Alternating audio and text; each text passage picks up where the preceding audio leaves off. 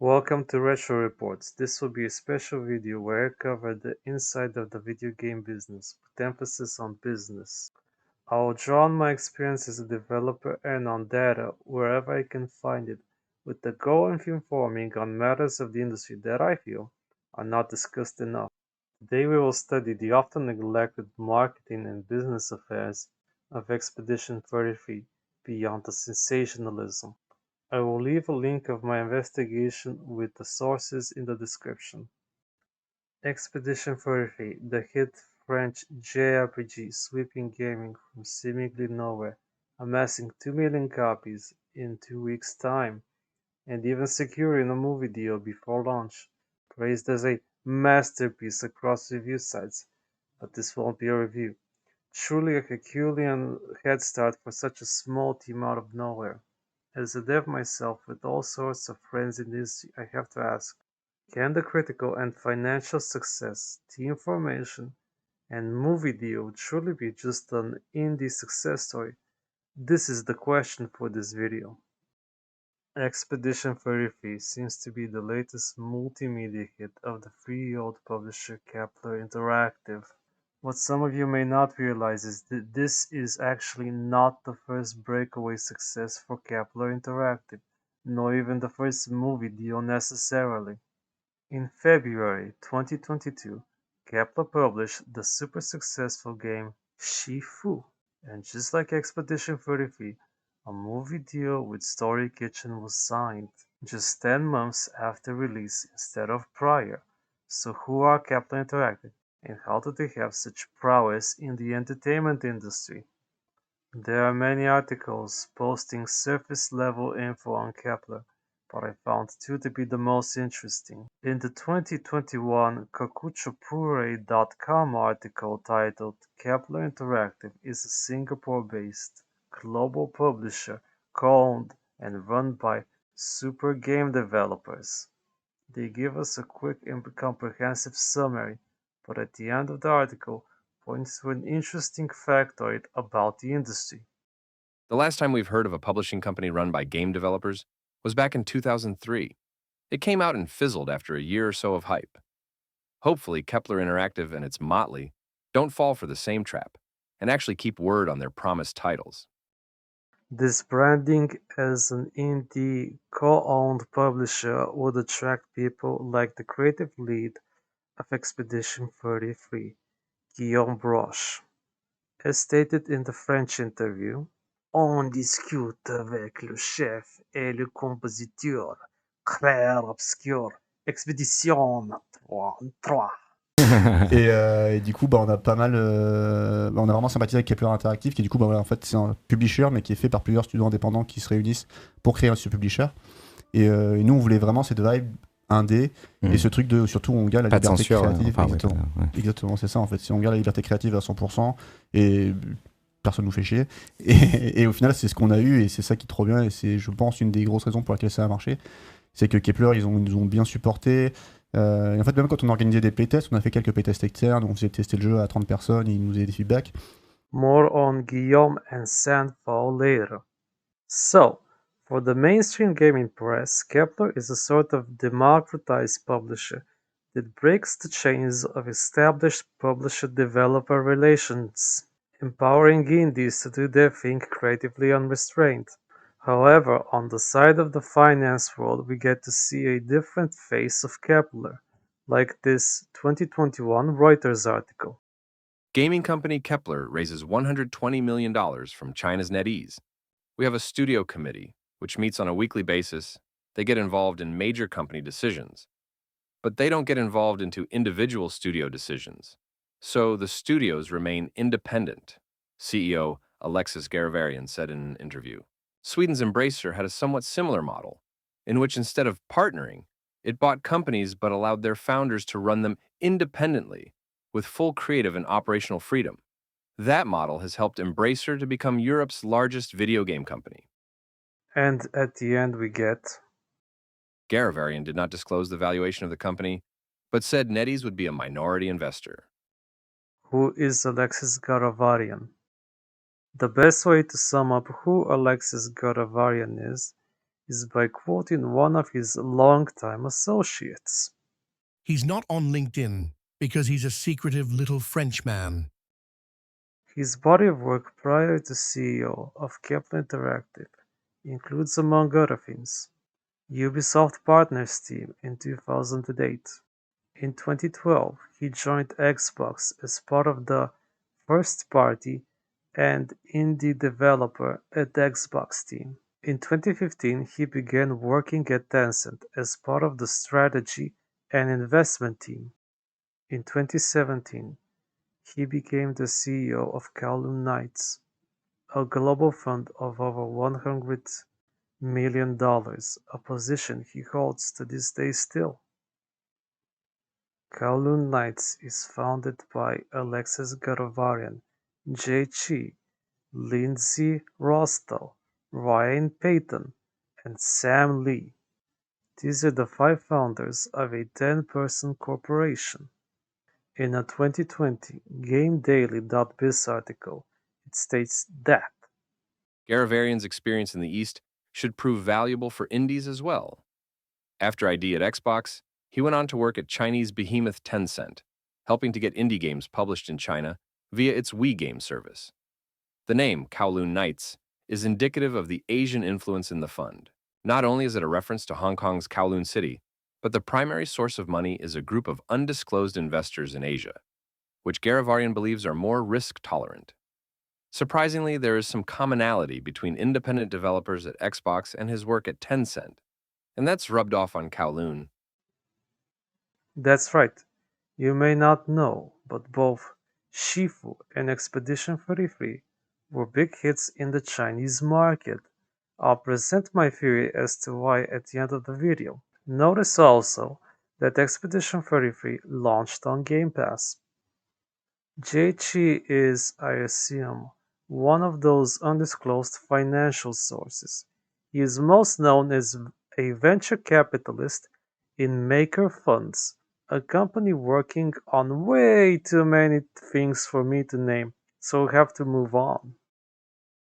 One thing I want to note is he previously worked at McKinsey and Company as a partner. But he is not the only one in Kowloon. Samuel Sun Yu Lee, the COO of Keppler, also has a background in McKinsey and a bit less time as a banker at HSBC and Bank of China. McKinsey, notorious as the subject of significant controversy and the subject of multiple criminal investigations into its business practices. The Kowloon Knights website doesn't receive as much attention these days, but I found an archived page of their site titled Fairchild Initiative, which some of you may have heard once or twice before. I will let this man further explain it for us. Hi, my name is Kendall Deacon Davis. I am an advisor with Kowloon Knights, and I'm going to give a talk that's going to give you a little bit of context around who Kowloon Knights is. We also have something called the Fairchild Initiative, which is a diversity endeavor targeted at Black developers, helping to widen access to project financing, to the opportunity to pitch a project, the opportunity to get feedback on a project, and we're really excited about it. I'm going to talk about that a little bit later. But let's first of all talk about who Kowloon Knights is. Some people in the indie community and in the development community know who we are. For anyone who doesn't, Kowloon is a global games fund, so we have a team distributed around the world, and we are dedicated to enabling independent game developers. So what does that mean? We exist as a place for project financing outside of publishers. So that means that normally publishing and funding have been tightly coupled in the history of the industry, and that creates a very inequitable relationship for the developer, for the studio, as they're trying to get a game made. They don't have much leverage. So we want to tilt the playing field, and we want to tilt the very context of how funding happens for games. So what that means is we are focused on empowering the developer. Number one, we want to look for really strong creative visions with distinct style and distinct voice, and we want to empower those people. So the mechanism by which we try to empower developers is we have finance that is essentially tier 2 the needs of the studio. So that means that when developers come in, they could choose to publish, they could choose to publisher, and they can see additional resources necessary. So that means like Xbox, PlayStation, and then but it means we need true dedication to empowering developers, and anyone would agree that developers are at their best when they have freedom and funding to realize their vision. So 20 minutes later. Our ultimate goal in terms of diversity is to support even more diverse studios. We want to invest in projects that will lead to studios being created and those studios having demonstrable, sustainable success. And what this means with respect to the Fairchild Initiative is it means that it's not and everyone has a different definition of success, by the way. And it's important to have a definition of success because without a definition of what success looks like, how can you march your way towards that? How can you course correct? How can you, take your temperature, check the wind and understand what direction you're headed in. So for us, it was very important to define what our goal is.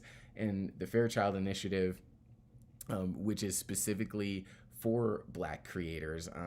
It kind of comes from my own experiences as a developer. So I have been in the industry for 10 years. I've worked as a narrative designer on Halo, and a systems designer as well. I was at Telltale Games and worked on stuff like the 1 minute, 37 seconds later. and then you're getting told no, and then you're seeing other titles get picked up, and you're wondering, well, what are they doing that I'm not doing? And whether it is true or not, you begin to wonder, well, what's the only other thing that's different about me? I know the color of my skin is different, and Can you move it along? I'm all out of time cards. is we want a good game to result in a studio being built and a culture of diversity, an amazing creative culture that can hire in interesting, diverse people. That's right. Kowloon Knights was a DEI proponent, but they are not the only ones. Another big proponent of DEI pushing for Expedition 33 is none other than the French government itself, more specifically, Région Occitanie and the CNC. We will start first with the county of La Région Occitanie-Pyrénées-Méditerranée, a region in the south of France stretching from the Pyrenees Mountains to the Mediterranean coast. Popular as a tourist destination and in recent years as a burgeoning industrial zone under Carole Delga. Carole Delga is a member of the Socialist Party who has been serving as the president of the Occitanie region since 2016. In one of their articles titled Occitanie, Land of Success for the Video Game Industry, we read, with 1,500 jobs and 125 companies located in Occitanie. The video game sector is fully aligned with this proactive policy. To enable its development, the region supports local businesses through individual grants, prestigious partnerships, and local initiatives. The goal: to encourage creative diversity and the economic dynamism of the sector, enable the growth of stakeholders, and showcase their expertise. I'm sure Carole will do a good job economically enriching the region. Meanwhile,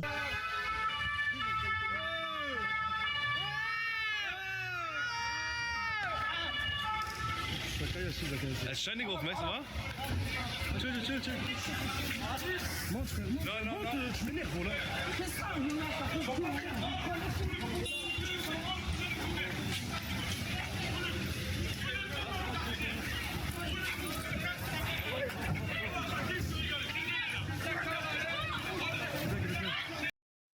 What about the CNC?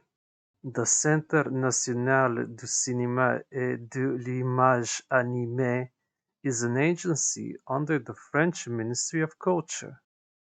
It regulates and stimulates the entertainment industry in France with the goal of promoting French cinematographic heritage. The CNC is deeply involved with the game industry in France, offering tax breaks and grants on their website claiming Tax credit for video games. The tax credit for video games is a tax incentive scheme for video game development companies located in France. Under certain conditions, it offers a tax break equal to 20% of the total spending directly assigned to creating a video game. In order to be approved, the video game must have the following characteristics: have a development cost of at least 100,000 euros, be genuinely intended for sale to the public, be made mainly by authors, designers, and staff who are French nationals or nationals of states of the European Union or of the European Economic Area who have signed administrative assistance agreements with France. Non-European foreigners who are recognized as residents in France shall be deemed to be French citizens. Contribute to the development and to the diversity of French and European creation, determined by means of a scale of points. and here you can clearly see in black and white what the CNC thinks of Expedition 33. So, who is responsible for awarding these grants? Well, it turns out, to my surprise, it is not government employees at the panel of judges, but a collection of seemingly random, unaffiliated figures in the gaming industry. For our case, one member stands out: Sébastien Tessier, representative of NetEase. Keep that name in the back of your head for later. Looking at the panel of judges, I must ask, if the goal is to promote the domestic industry, what purpose does it serve to have judges representing foreign or international corporations? Is mere French citizenship itself enough to justify this seat? Furthermore, let's step outside of gaming for a moment. What domestic interest does the support for the Ukraine by the CNC contribute to exactly? Many of you have heard the story of a small indie team that started with 3 founders and then grew up to 30 people, of an ex-Ubisoft developer who wanted to break away from the dull monotony of his overlords during the start of COVID, or of the first-time writer that initially started work on the project as a free voice actor for the pre-alpha build. Let me ask you then, what do you know of these people outside of Expedition 33? What have you heard of them prior? What I need you, the viewer, to understand is, even when talking about indie developers, most job offerings on the market state that junior positions are for people that have at least 4 years of experience developing games. How you get these 4 years when you're a novice is another story. Guillaume Broche has a vast background in brand development and as a producer with Shanghai connection in his Ubisoft days. What is brand development exactly? Hmm. Well, people in the marketing academia would describe it something like this. Branding to marketing is what identity is to promoting. Brand development is basically marketing with executive authority. So, if you're the type of person who ever wondered whose idea it was to brand Expedition 33 as a JRPG, Our demo is almost complete. What we lack are the cutscenes, being made right now, and some voices behind our characters.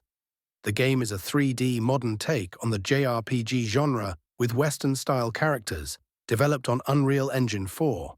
We have 5 main characters so far who need to be voiced: 2 adult female, 2 adult male, and 1 child female. The game will be heavy on narration, so voices are very important to us. now you know.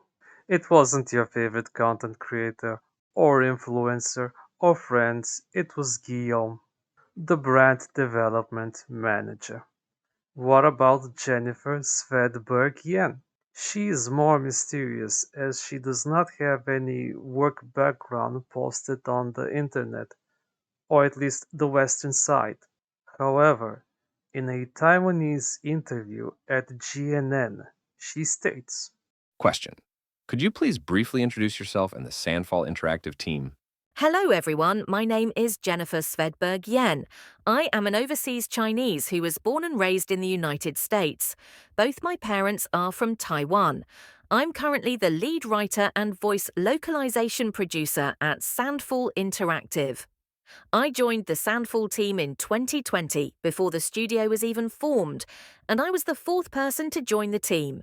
In the team, I focus on the narrative part, which includes story, world building, and characters. This later expanded to directing dubbing, including English and French dubbing, and localizing the game into 11 languages, including traditional Chinese. so we learn that she's a gifted multilingual person, it seems. However, the best part is at about the 34th paragraph, near the end of the article. Obviously, we are not perfect. There are definitely things we can do better.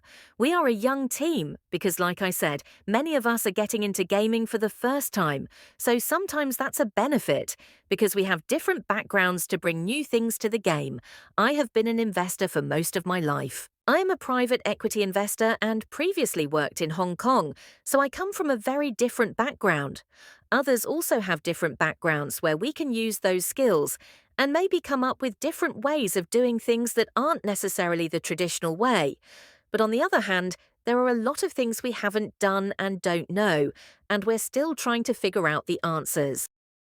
So once again, we see money men, or should I say money women, involved in Kepler, in the same region.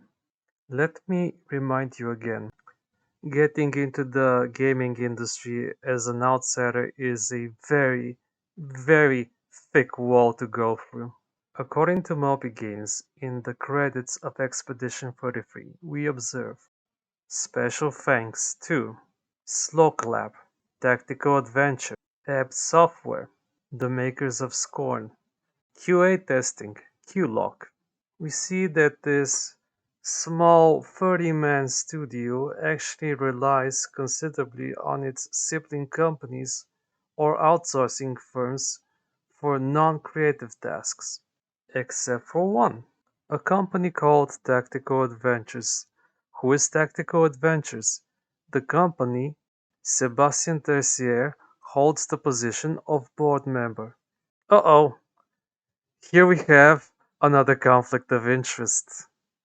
Upon its release, many content creators, news media, online influencers, and even the President of France have on the spot praised this game as a modern masterpiece, redefining the genre and whatnot. When these people do not talk about the game itself, they like to talk about passion this, small indie that, how they revolutionized the industry, on and on and on and on. I don't need to explain to you the inner workings of legacy media. I think you will learn far more by exploring the online influencers. So let's talk about Pirate. I could make a whole documentary about the shady behavior and controversies of Pirate Nation, but this is about Expedition 33, so I will be brief. For those unaware, Pirate Nation is a Twitter user focused on, I quote, gaming news, politics, emulation, shitposting, and PC help, end quote, with almost 200k followers, often cited in many gaming communities on the latest news. The reason you see him so often is not what he would have you believe though. His style involves carefully screenshotting news articles in just the right way that you cannot discern which site or which article exactly the picture is from, as well as depriving you of the basic courtesy of a redirecting link. Do not mistake this for laziness though. What it is a strategic methodology to siphon and retain online traffic exclusively in his corner.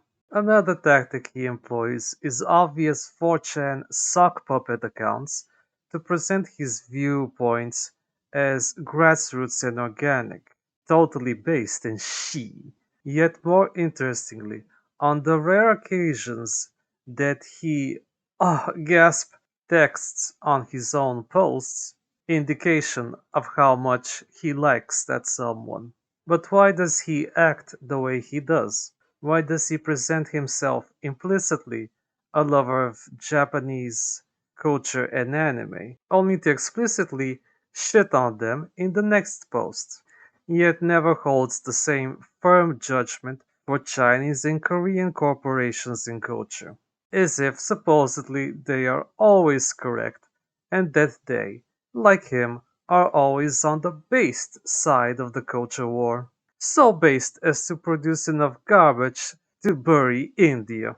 He follows big names in the space like Asmongold, Grums, Savvy, Heel vs Babyface, and even Melanie Mac. Not because he likes them, or even cares much for what they have to say. The goal is to siphon from their own audience. Let me show you some math I did. Here is an estimate of the comment engagement per Twitter profile. Comment rate proportionate to follower count. Pirate 0.0684%. Asmongold 0.17%. Grums 0.14%. Savvy 0.19%. Heels vs Babyface aka Az 0.10%. That's right, Pirate has on average 2.5 times less engagement than what is expected from the people he siphons from, despite sharing the same audience as other commentators in the space, despite being friends with some of them, and even despite doing everything in his power to funnel you into his Twitter feed, he still lacks proper audience engagement. On the other hand, he does have a sizable blue sky audience for zero effort. Almost as if mindless drones find him wherever he goes. Some of the founding members of Pirate's Discord are leakers and data miners, deferred to by Access Media many times, with most of them being part of Team XOX League, whom also, by the way, decided that they needed a blue sky profile. These people are like journalists in their own right, influencing Access Media if not directly, then at least indirectly. From the high praise by Pirate Nation, I can tell his brand would not be what it is without them. We have members like Doodle aka Ninja who describes himself as, I quote, leaked gameplay and information featured in various articles. Cole runs Discord server dedicated to everything leaking, broke first leaks for multiple huge games. Matfacio, whom in his own website is a quote professional data collector. Visceral, aka Zvisceral, quote leaker and data miner, featured on various gaming news sites like Insider Gaming, IGN, Eurogamer, and more, who is ready to let you know you can contact him for leaks.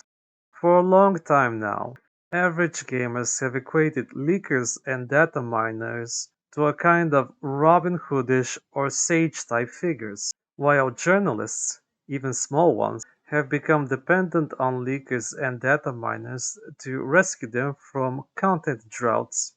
As far as I am concerned, most leaks you see online are pre-marketing campaigns by corporations to gauge interest from a layer of unaccountability. For data miners, it's more up in the air. In any case, it is clear that Pirate and Team XOX have ambitions beyond just merely shitposting on Twitter. This is the section where I have ended my investigation. From here on out, this is me showing you my cards and presenting my theory and my conclusions as merely my thoughts alone. Earlier, I promised you I would explain the marketing boom of Expedition 33 in the Asian countries. Well, it's quite simple, really. You see, one of the most popular tourist destinations and cultural influences in the East is France. The Japanese have a term for this phenomenon: Paris Shokugun, Paris Syndrome. French culture, or more specifically French pop culture, elicits a sense of escapism, wonder and classiness in many East Asian nations. In China, the upper and middle class is very covetous towards Western-made architecture, products, and food. This is why we see the so-called white monkey jobs in Chinese advertisement. There is a need for exotic, high-quality goods in the market of China. As for our friend Pirate, there is a Chinese word that sums him up perfectly: Wu Mao, a 5 cents commentator or bot paid to spread pro-Chinese BS in discredit against critical views online. Back on topic, the initial pre-alpha build of the game was more steampunk themed before eventually switching over to the fantastical world inspired by the Belle Epoque era, as I will illustrate in this video. Having Chinese corporations promote your product on the domestic market is, to call it a bottleneck, would be a disservice, as China is not a free market state by any means. To give an example, Tencent has at least 7,915 employees who are members of the Chinese Communist Party.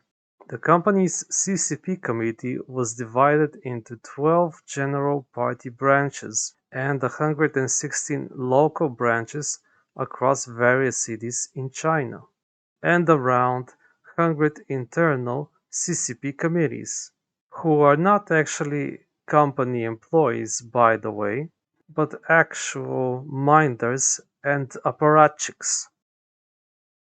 As we observed earlier, what may have initially started as a humble project has received on numerous occasions support from Chinese or China-affiliated moneymen.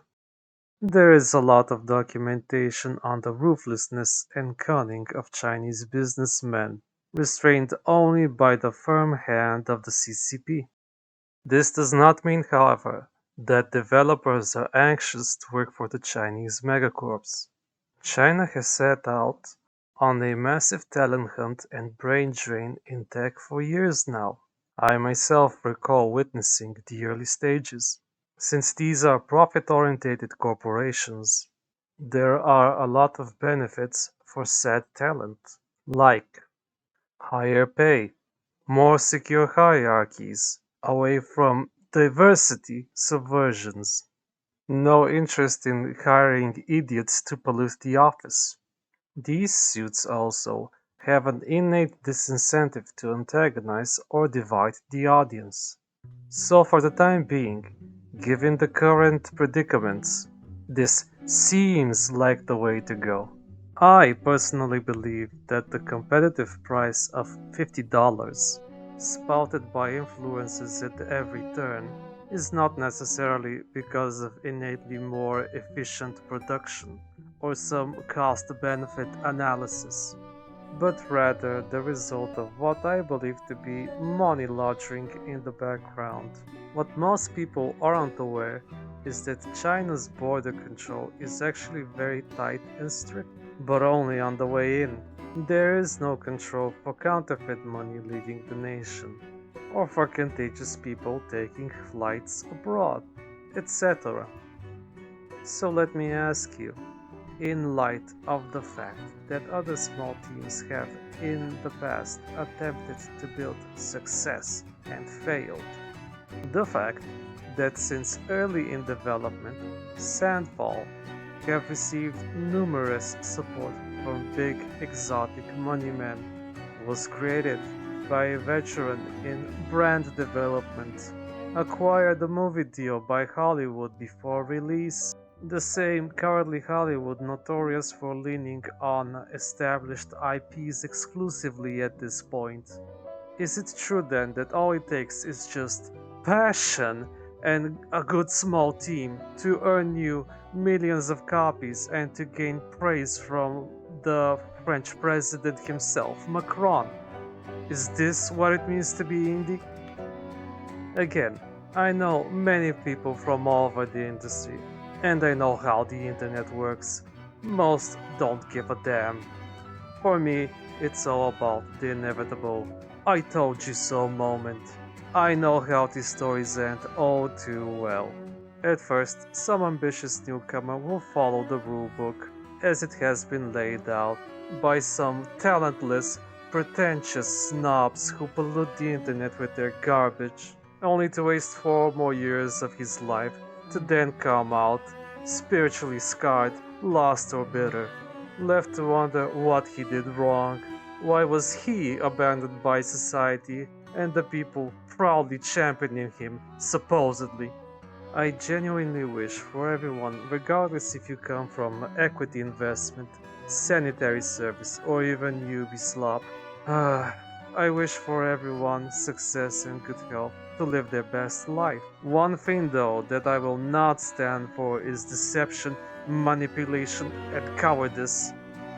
My advice is simple. Always get smarter and never back down from the truth. Christ is king, and Epstein did not Minecraft himself. Shoutouts to all the real chats helping me with information and moral support. Go support the smaller cherries. Game Sense, that's a random name, aka Genesis Apeiron, Polly McCoy, Xeno Chimera 2, Mega Rock'n'Rolla, and Revenant Remnant. And always remember, keep that pimp hand strong.